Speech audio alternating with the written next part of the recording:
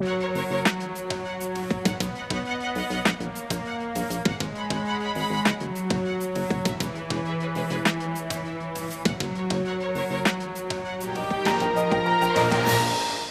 crescimento da relação comercial entre países levou à criação de mecanismos que pudessem solucionar conflitos no âmbito internacional.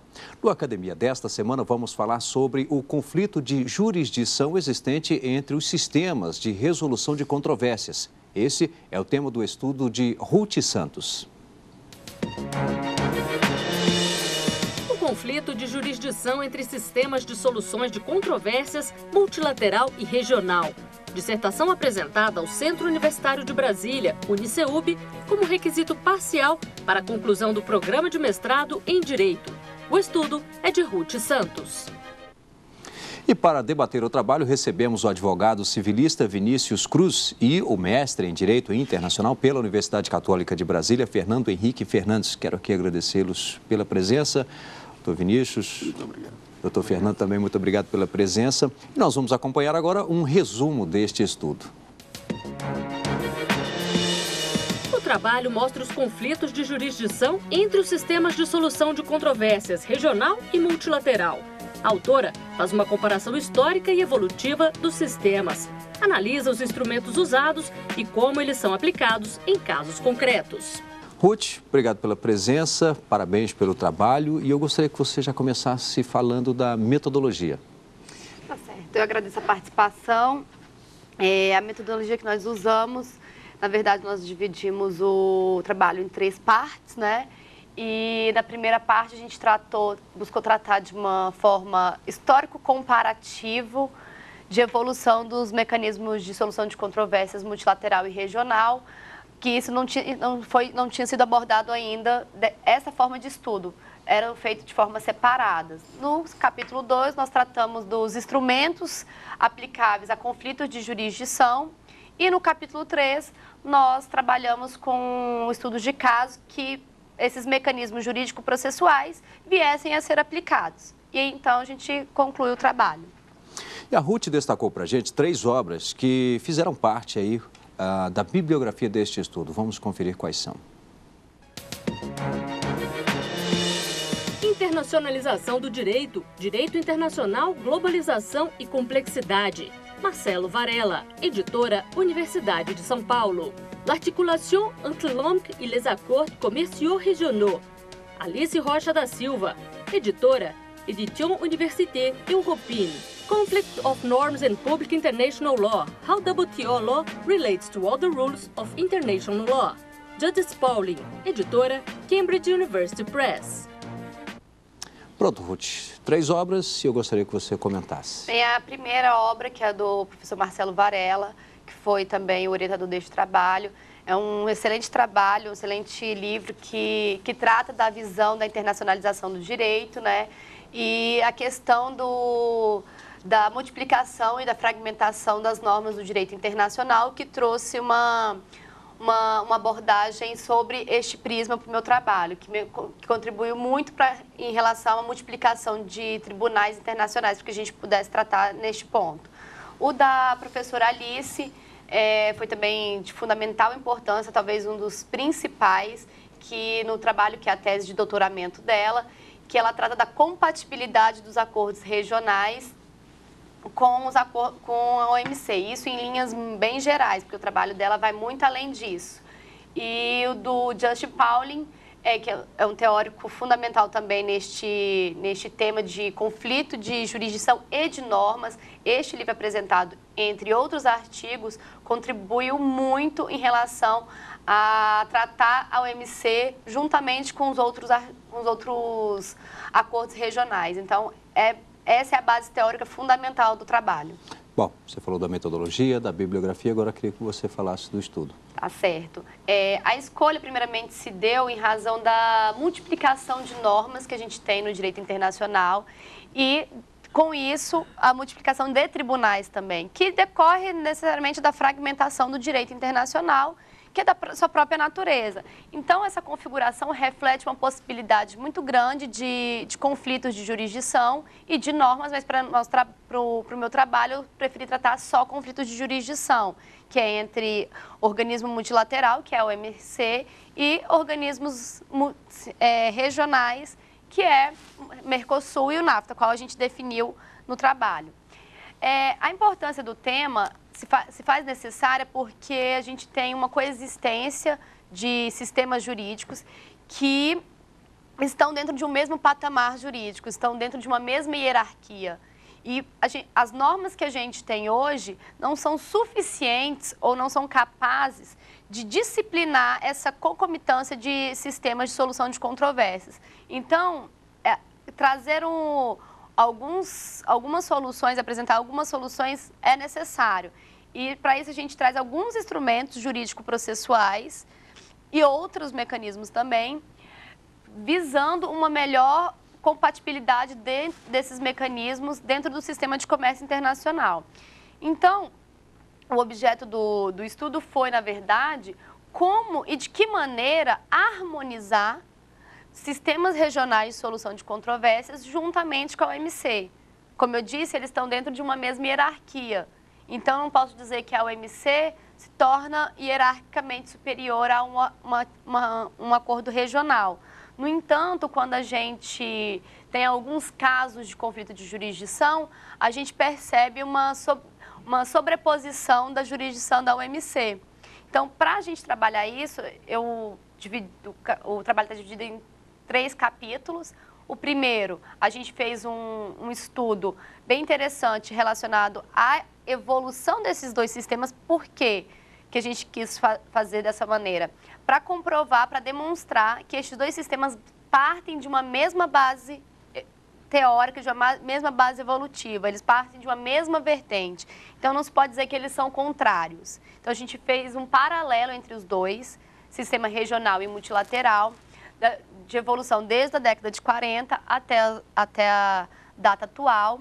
E a gente percebe uma evolução grandiosa dos acordos regionais. A gente tem mais de 500 acordos regionais registrados na OMC. Vigente, a gente tem bastante acordos regionais também.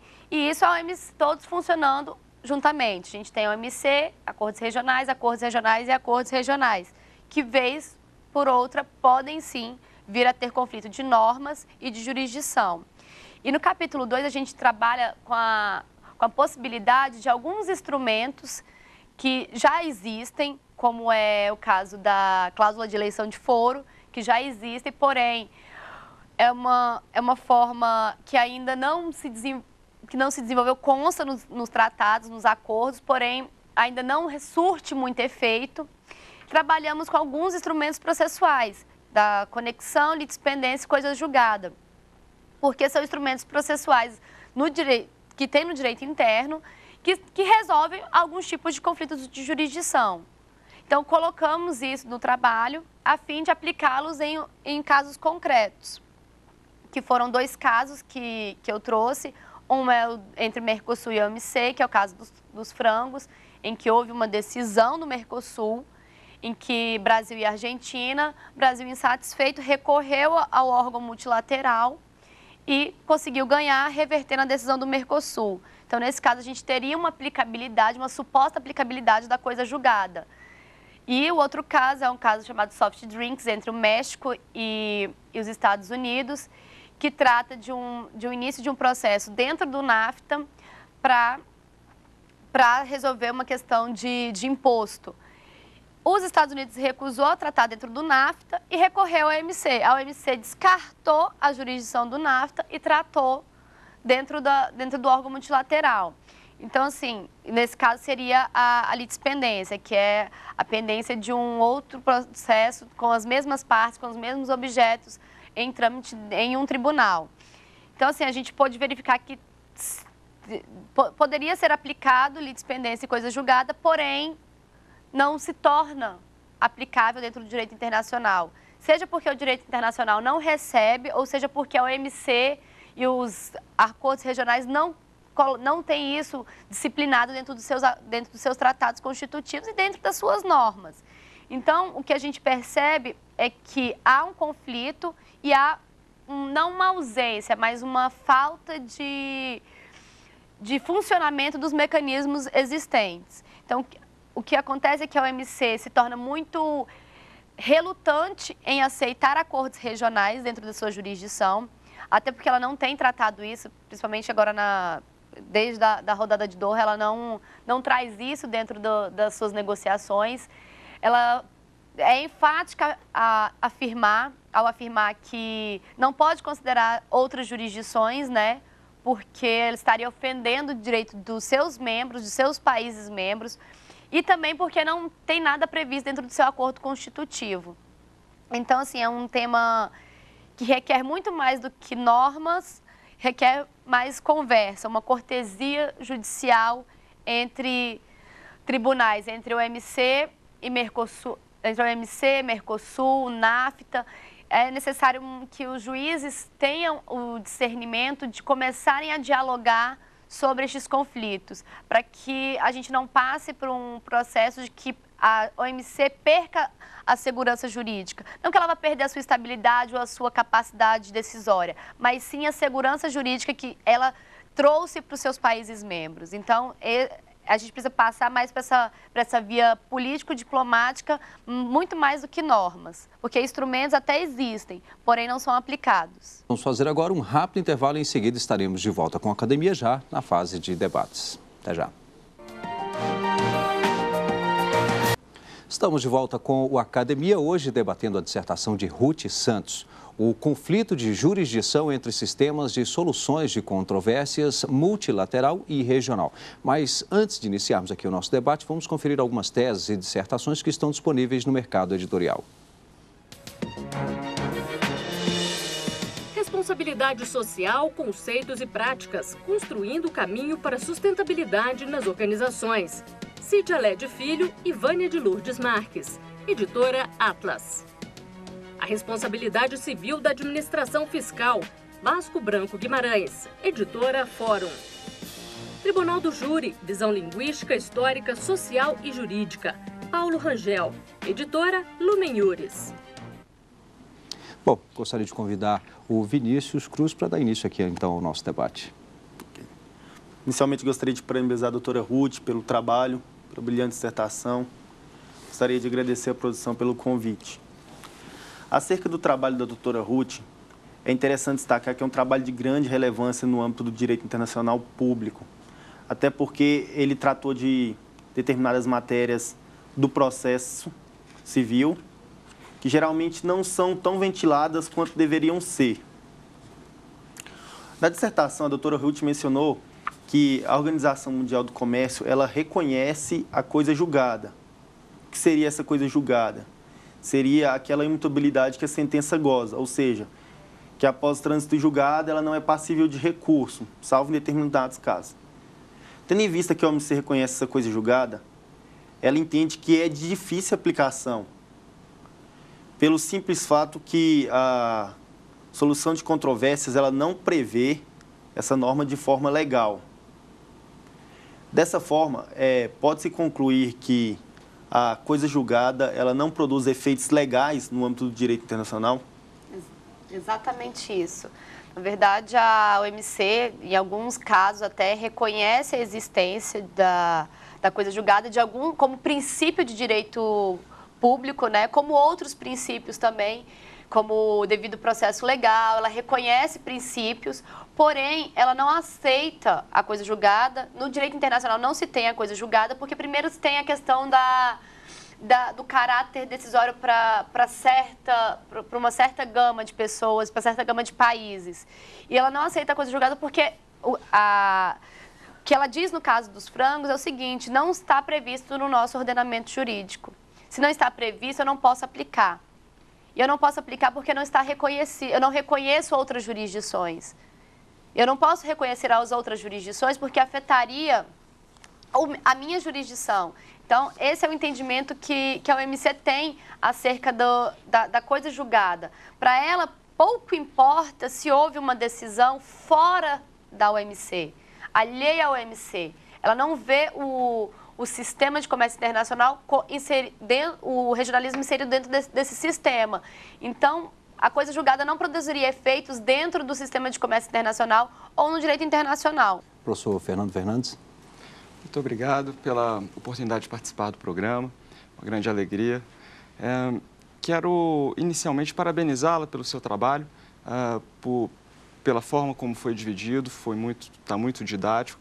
Parabenizar também a escolha do orientador, professor Marcelo Varela. Eu queria apenas relembrar um caso, que foi o caso dos pneus recalchutados, né?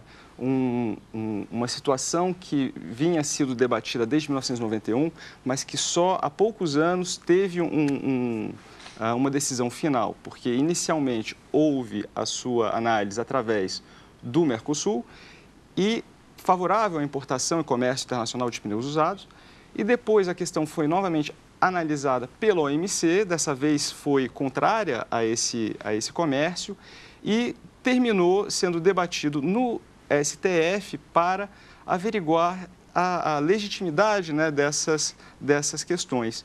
E o STF, ao decidir a questão, manteve o posicionamento da OMC, e a fundamentação principal foi a de que seriam os pneus usados um passivo ambiental muito forte. Então, usou muito essa questão dos princípios em direito ambiental para resolver a questão. Um dos pontos do seu trabalho fala na competência concorrente entre essas cortes internacionais. Então, a minha questão, e aí para puxar um pouquinho desse tema, é no seguinte sentido, de que no momento em que se discute em renovar o sistema de painéis da OMC, no momento em que se rediscute um pouco essas temáticas todas, não seria aí talvez, e aí eu peço o seu ponto de vista, um momento de revisar justamente essa questão da competência concorrente e, eventualmente, buscar um critério mais objetivo para justamente definir aonde vão ser solucionados os conflitos, com base na competência, justamente. O caso dos pneus é um caso, quando você pensa em conflito de jurisdição, o primeiro caso que você pensa é o caso dos pneus.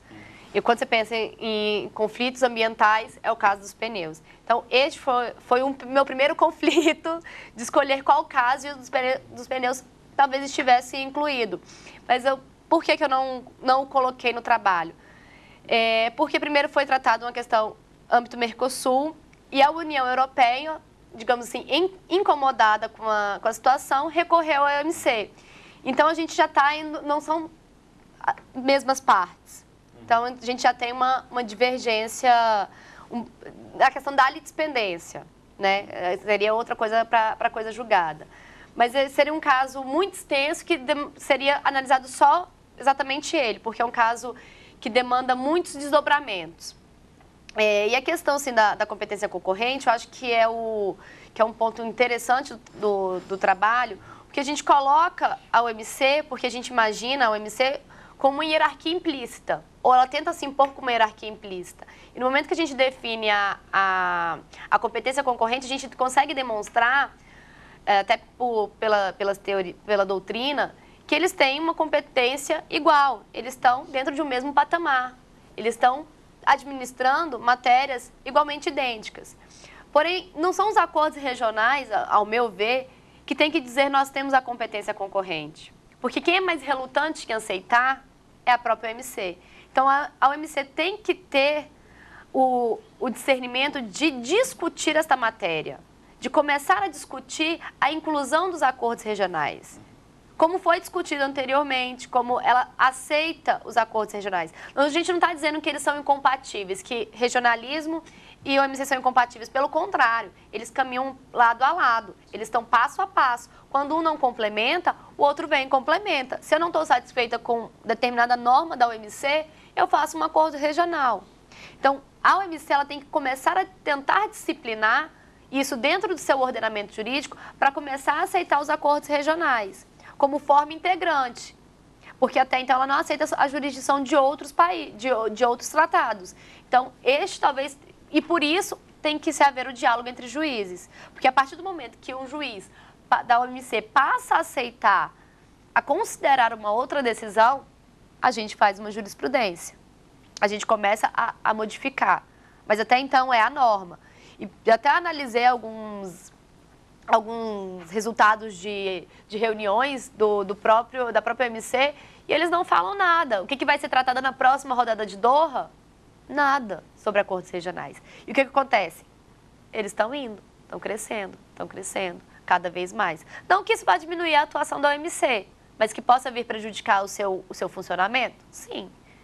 Talvez tirar a sua superioridade? Não. Aí eu acho que talvez ela não afete a superioridade, até porque a OMC vai muito além de normas. Ela vai para a sanção. Então, o que vale mais entre um acordo regional que não tem uma sanção, ou que a sanção não é tão eficaz, a gente tem na OMC, a efetividade e eficácia das decisões. Então, isso vai fazer a OMC ser efetiva durante muito tempo. Vinícius. Tudo bem. Brilhante explicação da doutora Ruth. Outra questão interessante que eu achei que o trabalho tratou foi acerca da litispendência no âmbito do direito internacional. A litispendência que dispõe quando a mesma parte, mesma causa de pedir e o mesmo pedido, certo? Gostaria de saber se, no âmbito do direito internacional público, a aplicação da litispendência pode algum juiz considerar prevento, alguma questão nesse sentido? Na verdade, não, né? Dentro do direito internacional, a gente não tem essa prevenção. Seria excelente se isso se transpusesse do direito interno para o direito internacional. Que a partir do momento que eu distribuo um pedido de abertura de um painel, ou seja, abertura de um processo no Mercosul, e outro país pedisse na OMC, a OMC já reconhecesse que existe um processo pendente ali no outro tribunal. Mas isso vai decorrer exatamente da diplomacia, da cortesia judicial, do discernimento realmente da necessidade de se ter isso. Então, assim, do ponto de vista processual, porque a gente tem processo internacional, isso é um processo, é um tribunal, a gente não pode dizer que não. É um tribunal que tem processo, que segue ritos e procedimentos. Então, do ponto de vista processual, deveria sim existir, mas do ponto de vista internacional, a gente não tem. Fernando. Como têm sido os pedidos de criação de novos blocos de integração regional no âmbito de países que integram a OMC? A OMC recebia os pedidos de acordo regional, né, de tratado regional, e avaliava se era compatível com as normas da OMC. Hoje a gente não tem mais isso, porque... Por que a gente não existe mais isso? Devido à infinidade, à multiplicação de acordos regionais que se tem feito durante todo esse tempo, né? Que tem mais de 500 acordos regionais existentes. E, na verdade, a cortesia judicial se daria em relação ao sistema de solução de controvérsias, na verdade. Não ao recebimento, porque, como eu disse, eles não são contraditórios. Eles estão em paralelo, eles estão caminhando juntos. Lógico que, por vezes, eles vão entrar em conflito? Sim. De normas, de jurisdição, de entendimento? Sim. Porém, quando a gente diz de cortesia judicial, a gente está tratando de processo, em relação processual. Então, assim, eu tenho que fazer uma cortesia para que aquele processo, ou 2, ou 3, ou 4 processos, sejam ingressados nos acordos regionais e, posteriormente, na OMC, que a gente teve um caso, na própria OMC, o caso das madeiras, que foram, acho que, 4 processos concomitantes dentro da OMC. Então, e juntamente com o NAFTA também.